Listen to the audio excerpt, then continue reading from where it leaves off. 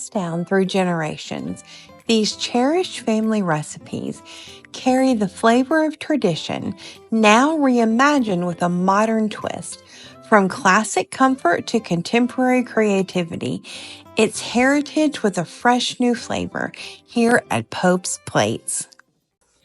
Welcome back to Pope's Plates. Today we're going to be doing a cooking sort of general Q&A. We put a question thing on YouTube a while back, and then on our Instagram account, I can't remember what it's called, asking for some questions. And these are some questions we got in no particular order. And I have them on Mom's phone because we're recording on my phone. So the first question is, who does Charlie belong to? After both of us lost dogs, we decided that we really didn't want to be full-time parents of a dog again, so we co-parent Charlie. He spends most of the time with me because my schedule tends to be a bit more flexible sometimes than Jennifer's.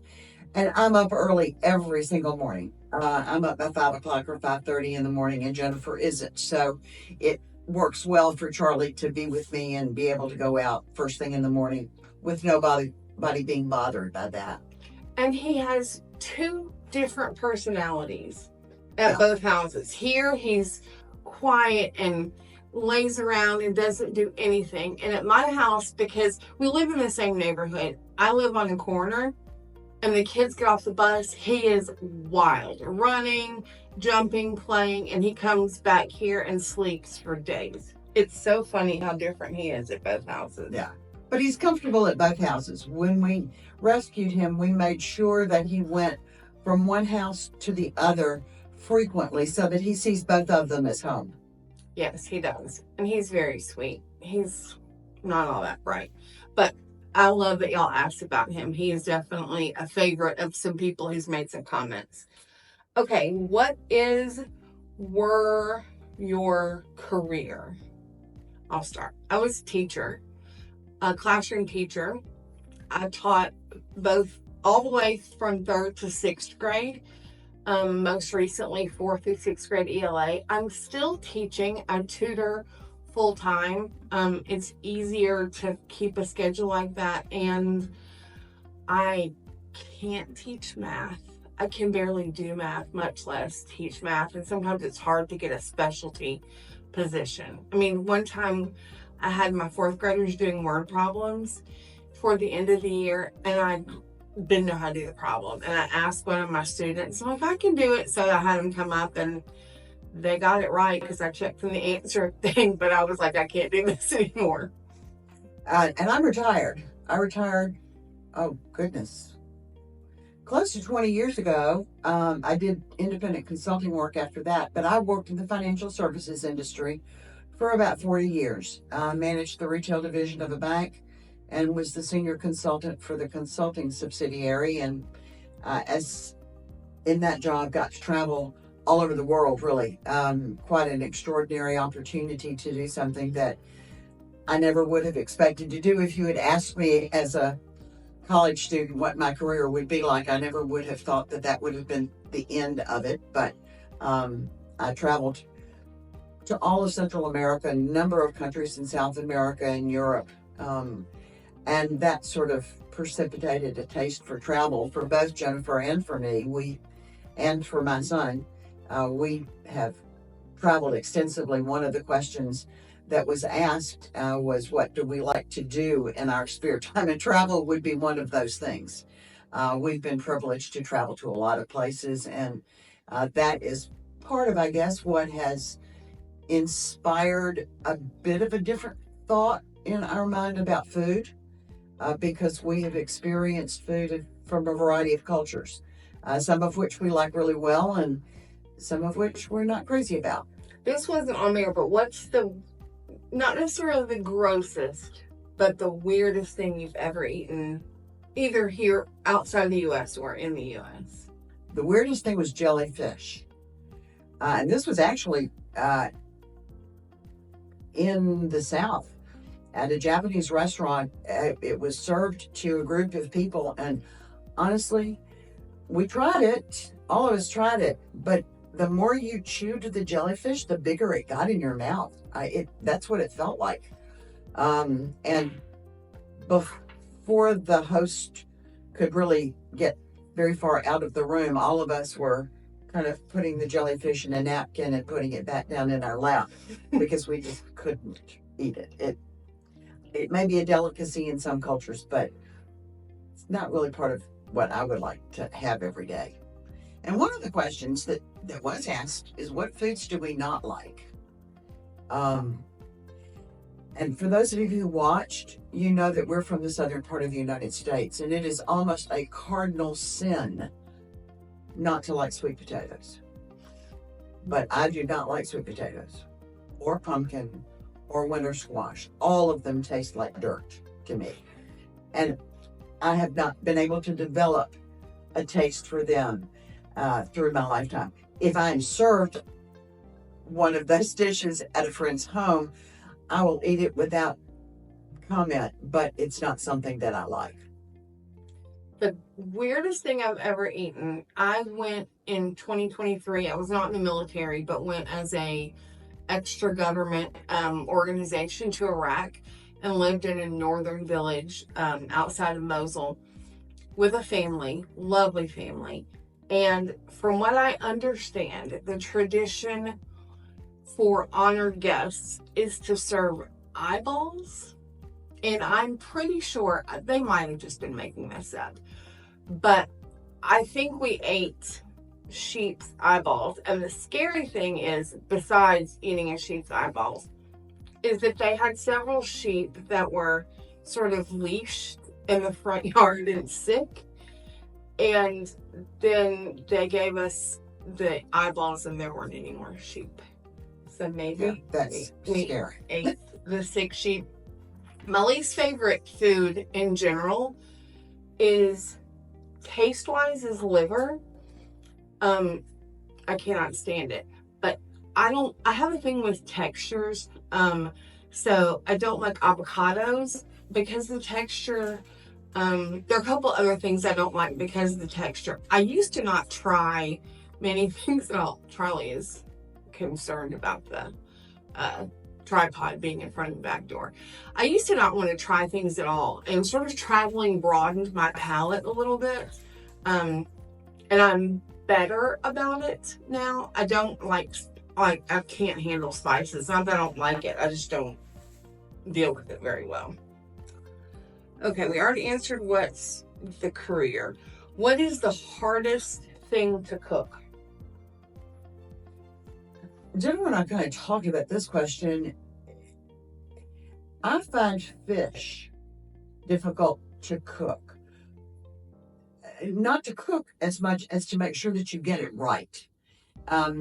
Shrimp, for example, if you cook shrimp too long, they turn into leather. If you don't cook shrimp well enough, there's something, the texture to them is wrong. Gummy. They've got to be just right. And trying to find that happy medium for most fish is very difficult for me. It's not hard to cook the fish, it's just hard to get it right. Mine is grilling, which I guess is not a dish, really. What was the question? Hardest thing to cook. I can't figure it out. It's either too done or too well done on the outside and raw on the inside, or I cook it so medium or low that it completely dries out. My brother is a really good, is he a good griller? He's a good smoker. He smokes chicken. He may grill. Yeah. I don't know, but he smokes things a lot. So I just don't try. I mean, I don't even have a grill. I have an indoor grill that I think is a George Foreman. I don't know. I use it very sparingly. I will brown something and then put it in the oven when I make things. I think people who grill out frequently, either with gas grills or with charcoal grills or with wood chip grills, they really have a knack for that. And I've never developed it. It's interesting watching, what's his name? Simon Michael Simon? Michael Simon on television on Food TV. He cooks everything outside and seems to just go with the flow. And that's not something that I have ever developed the skill for either. I would like to be able to have that, but I'm not sure at this point this old dog can learn that new trick. Well, and for some reason in this house, Mom's lived here about a little over 2 years. Every time we cook anything that has to brown, the fire alarm goes off. Yeah. Like, even with the vent on, it's obviously a fire alarm is loud, as it's supposed to be. What is your favorite thing to cook? And then I'll add to this, what's your easiest, like, go-to if you're tired? And honestly, I think my favorite thing to cook are soups and stews, because you just can put everything in there and it cooks by itself. My absolute favorite comfort food is tortellini soup, and our video of that tortellini soup is posted. We'll link it in the comments. It is absolutely delicious. I had it first at a friend's home in upstate New York. It makes about 6 quarts of soup. I freeze it in pipe containers and have soup frequently. There's another recipe that we haven't done yet, but we will, and I love this. My son introduced this recipe to us, and it's chickpea stew. It's made with turmeric, and it's a beautiful color, has a wonderful flavor. You put coconut milk in it. I like the combinations of flavors much more so than having a meat and a vegetable and another vegetable. I like the combination of flavors, and that's what my favorite thing would be to cook. What's your quick go-to? Like, if you come home from a meeting and my quick go-to. You cook. My quick go-to is that I go to Publix and get a meal for one. Publix doesn't sponsor us, but Publix Supermarket is in our area, and they have got meals for one, and they are perfect for single people like me. They have a miso salmon that is just out of this world. If I'm caught between a rock and a hard place, that's what I will do. In the summertime, my go-to meal is a tomato sandwich. We get absolutely some of the best tomatoes in the summertime. Nothing in the wintertime here. They're all ick. But in the summertime, we have a farm stand that is pretty close to us, and you can get tomatoes that are just magnificent. And nothing better than plain bread with mayonnaise, tomato, and salt and pepper. It's fantastic. And Mom will say, "Do you want me to pick you up 2 or 3?" I'm like 7 for a week. My go-to is probably ramen. Like ramen noodles, and I'll put some vegetables and chicken in there. My favorite thing to cook is probably quiche, because it's kind of an assembly line, and when I make it, I make 4 at a time, just because it's hard to divvy up the ingredients. I will say that I get, when you've made 4 quiche, you can only eat so much quiche, so I get tired of it. But that's one of my favorite things to cook, because it's easy and it's pretty, and it's versatile. You can add all kinds of things to it and change it up. Speaking of versatility, somebody asked, how do you find the confidence to add and subtract ingredients from a recipe?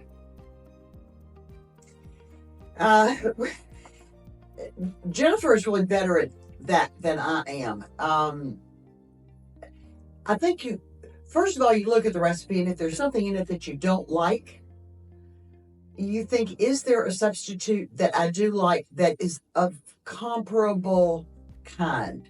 So, for example, we made a casserole called the Hemingway casserole, and one of our viewers didn't care for squash. And I didn't either as a child.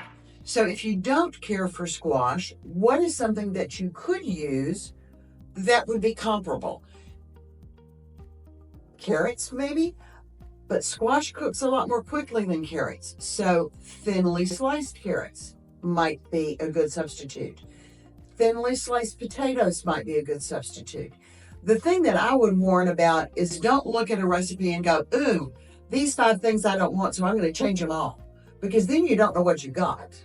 Mm-hmm. You know, if you like the recipe, but there's one thing that you think, I'd like to change that spice, change one thing at a time.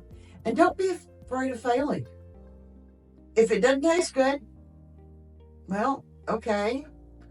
Either donate it or give it to the dog, you know? Exactly. And I think I am a lot riskier with things. I was telling Mom recently that there was about a week where I was like, oh, I'll try this, I'll try this, I'll try this. And I ended up, we had a whole bunch of pizza in the freezer because it was terrible. Like, I don't know what I was doing. The other thing that I would suggest is when I moved to my house in 2019, at the very end, and then, 2020. And so I got a food subscription box, food prep box, and I did that for about a month, and I would look at the recipes and then change them based on my personal taste because those ingredients were already portioned out, and so it was easier to do that. And I know that Kroger, I think, has Home Chef. And not that we're recommending that, but they have the kits where you can actually buy them in the grocery store. Okay, so we had to let the dog out. He had to bark at his next door friend. What do you do in your spare time? You don't have any spare time. I don't know. Interestingly, when I worked full time, I did not have an opportunity to volunteer for much of anything. I did some things through church, but not very much. When I retired, I had a lot of opportunity to do things outside of home, which I really enjoy. And one of the things that I very strongly believe is that I've been blessed in my life, and it's up to me to give back to my community when I can. I'm very much interested in education and literacy, and I do a whole lot of volunteer work relative to supporting education and literacy in our community. So I probably spend 20 hours a week or so. Organization. You spend more than that. Well, maybe.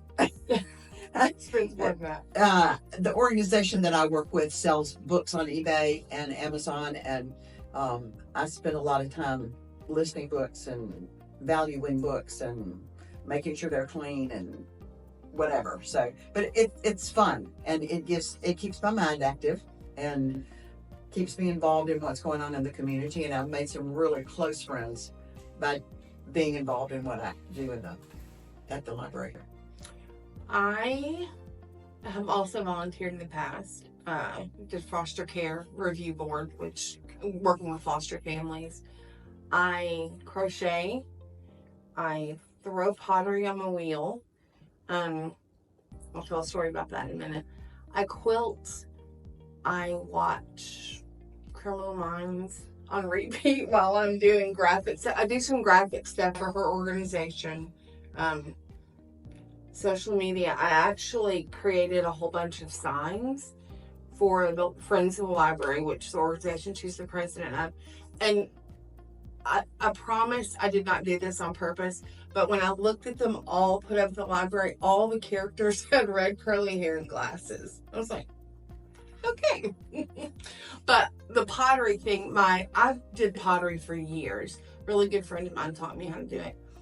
And I was okay at it. Couldn't do anything tall.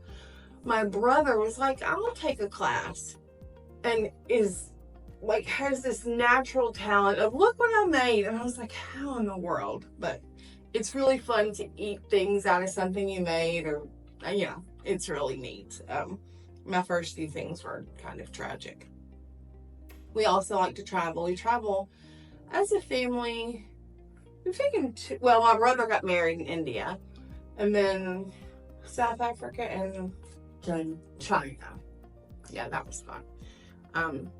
That was when I have a picture of my brother eating fish cheeks. Yeah. He was so excited. Didn't know that fish had cheeks, but they do. Yeah, and I think the travel has given us, as I said, exposure to foods from different cultures, and it's given us permission, if you will, to step out of what we normally grew up with. And obviously the difference in our ages. I grew up at a time when you didn't get fresh vegetables very much. People got canned things at the grocery store. Um, I grew up with fried food. Every single Sunday, we had fried chicken for lunch. Um, I haven't fried chicken in, I don't know, 30 years or something. I don't know how to fry chicken. Well, we have a cooking channel. Now we need to learn how to do that right. But I remember coming home from church on Sunday, and we'd have to wait for an hour or so to eat lunch because we had to fry the chicken. Or I didn't have to fry the chicken. The house that I grew up in was very small. There was not room in the kitchen for more than my mom to cook.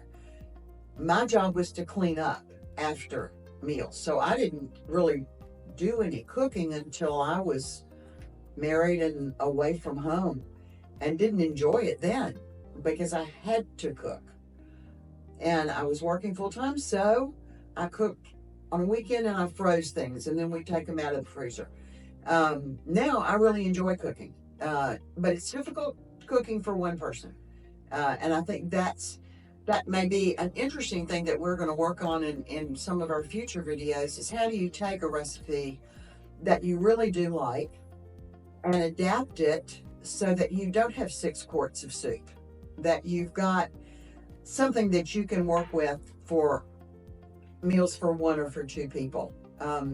Because that is more complicated to do than to fix a great big pot of food. It is, and I tend to prep cook almost too much, and then, like I said with the quiche, get sick of what I make. Although we recently, my family and I got Mom a freezer for her birthday, I think. I don't know. And someday. So we've done some prep stuff, and yesterday I was out of ground beef, and I called Mom and I was like, "Can you get some out of your freezer?" So that was helpful. Okay, do you know what rapid fire question means? Like if I ask you something, you say the first thing that comes to mind? Yes. Okay, somebody suggested that we do this, and I memorized a few of them. Favorite place you've ever traveled? Australia. Iraq. Hot or cold temperature? Oh, cold. Same. Coffee or tea? Coffee. Tea. Coke or Pepsi? Coke. Coke, for sure. Yeah, and Diet Coke, although that is a last resort. And yeah, it's interesting. And this is no affront to Pepsi. Everybody has a personal favorite flavor. But honestly, if I go to a restaurant and my choice is Pepsi, I get water.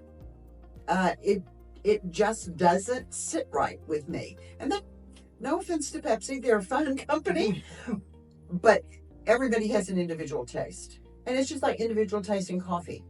Yeah, there are some people, I get a brand of coffee that other people go, oh no, you've got to get this, because it's their favorite brand. And I think that's just depends on taste.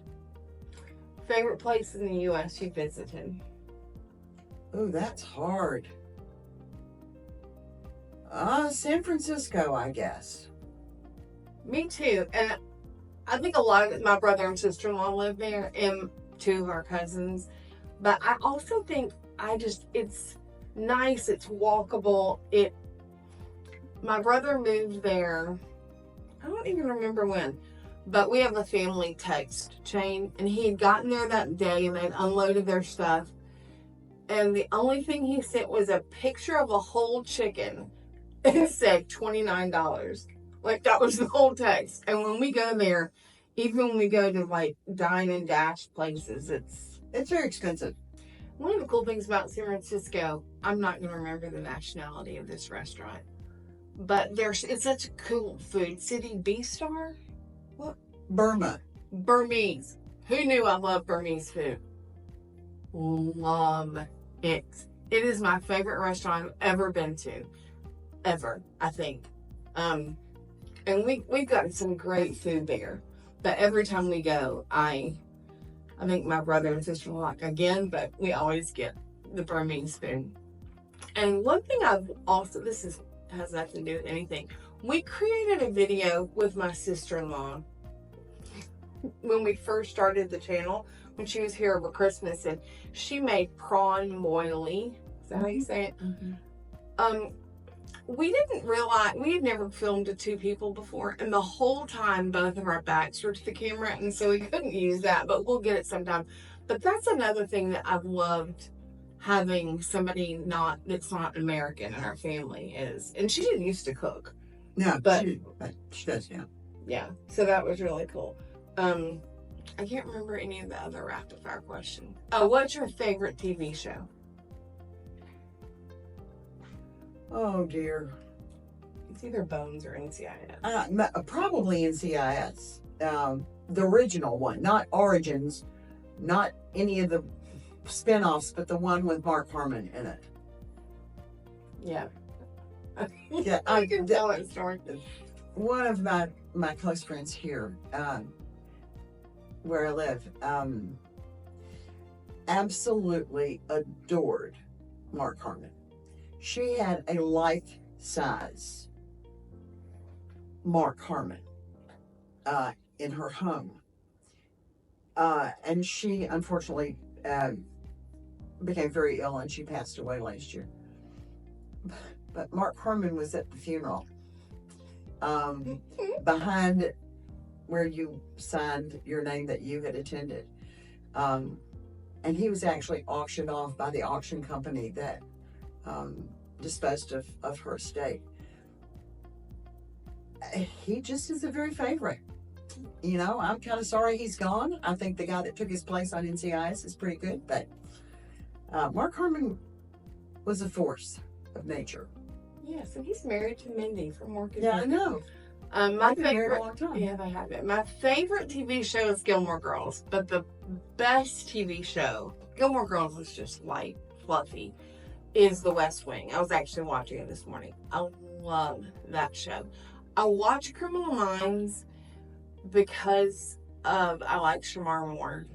I love Shamar Moore. I wouldn't get starstruck over anybody. Like, I've met a couple of famous people, except for Shamar Moore and Reba McEntire. And it wouldn't be like I would scream. I think I would just, like, faint or not be able to speak. Go. Yeah. So we have a question for you. Is there anything that you would like to see on our channel? Maybe see us learn to fry chicken? I don't know about that because we don't have a fryer. Or is there anything that you want to learn and do a series? Like, we're thinking about doing a quick moms, dads getting home from work, putting together meals for one. Can't remember any other.